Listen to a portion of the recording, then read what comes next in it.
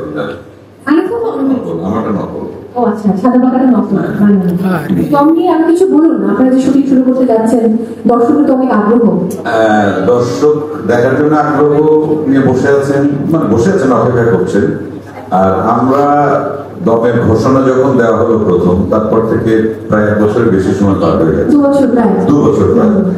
এবং এই 2 বছর আমি ওয়েট করছিলাম যে কবে দমটা শুরু হবে। প্রায় আমার ভাই রনি, আমার এই সিনেমার ডিরেক্টর, প্রডিউসার, সবাইকে আমি ফোন করে কবে হবে শুরু। যাক, আজকে সেই আনন্দের দিন যে একদম অফিসিয়ালি ঘোষণা হচ্ছে আজকে মহরত, শুভ মহরত। তার মানে দমটা হবেই এবং খুব তাড়াতাড়ি আমরা শুটিং এ যাব। তারপর শুটিংটা শেষ করে এলে তো একদিন তো মুক্তি পাবে, সেটা টেকনিক্যাল টাইম যতটুকু লাগবে আমাদের।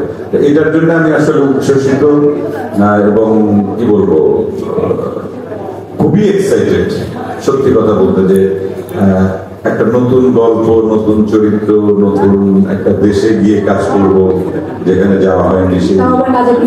হ্যাঁ, সেখানে গিয়ে মানে এই যে চ্যালেঞ্জটা, একজন অভিনেতার জন্য তো এই চ্যালেঞ্জটা নেওয়াটাই স্বাভাবিক।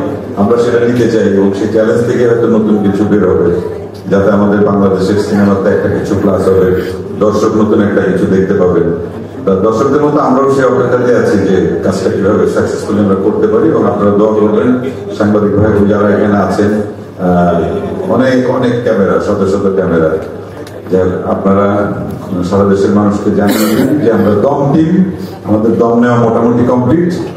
এখন আমরা একদম ঝাঁপিয়ে পড়বো। কাজ শুরু হয়েছে অনেক আগেই, কিন্তু শুটিং এর কাজ আমরা খুব দ্রুতই শুরু করবো এবং ভালো একটি সিনেমা যেন আপনাদেরকে আমরা উপহার দিতে পারি, সেই দোয়া করবেন। অসংখ্য ধন্যবাদ। দেখো তো দম দিতে হবে, দম টেনে তারপর আমাদেরকে গল্প বলুন যে কি হলো, হৃদয় রনির সাথে আপনার কেমিস্ট্রি কেমন হচ্ছে, দমে কি পাবে দর্শক, যা বলা যায় না। মানে ফ্যামিলি মেম্বার, খুব আন্তরিক, খুব ভালো, খুব সফট হার্টেড, খুব সফট হার্টেড, হ্যাঁ, খুবই কোমল আর কি মানুষের জন্য। এবং আমার সাথে খুব বেশ ভালো ফ্রেন্ডশিপ হয়ে গেছে এর মধ্যে, যদিও একসাথে কাজ করা হয় নাই।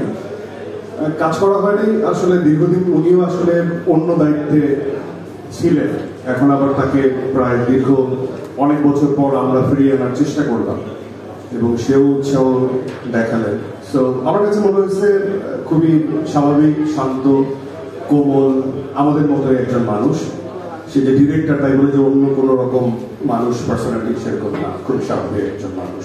এবং তার গল্পের আন্ডারস্ট্যান্ডিং আমাকে মুগ্ধ করে। এবং আমি বলতে চাই যে যারাই রাইটিং সিনারিওতে ছিল বা ক্রিয়েটিভ অ্যাঙ্গেলে ছিল, তারা সবাই আসলে খুব দক্ষতার সাথে এত সুন্দর একটা স্ক্রিপ্ট আমাদেরকে উপহার দিতে যাচ্ছে। আর আমার কাছে মনে হয় যে I am so much blessed যে এই টিমের সাথে আমি নিজেকে সংযুক্ত করতে পেরেছি এবং তাদের আমার প্রতি আস্থা আছে।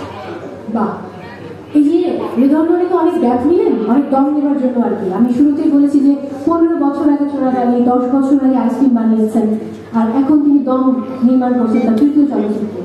মাঝে তৃতীয় চলচ্চিত্র আমাদের যে মিল আছে, ও তাই, কিন্তু হ্যাঁ আমি তো ভাবিনি আপনি সুরঙ্গ দাগি তারপর দম, দাগি দম একটা মিল আছে, মানে 3 নম্বর বিষয়টা, সংখ্যাটা শুভ। চঞ্চল ভাই একটু মঞ্চে আসা যাবে, মানে আমার একটা মিনিট অনুরোধ আছে আপনার প্রতি।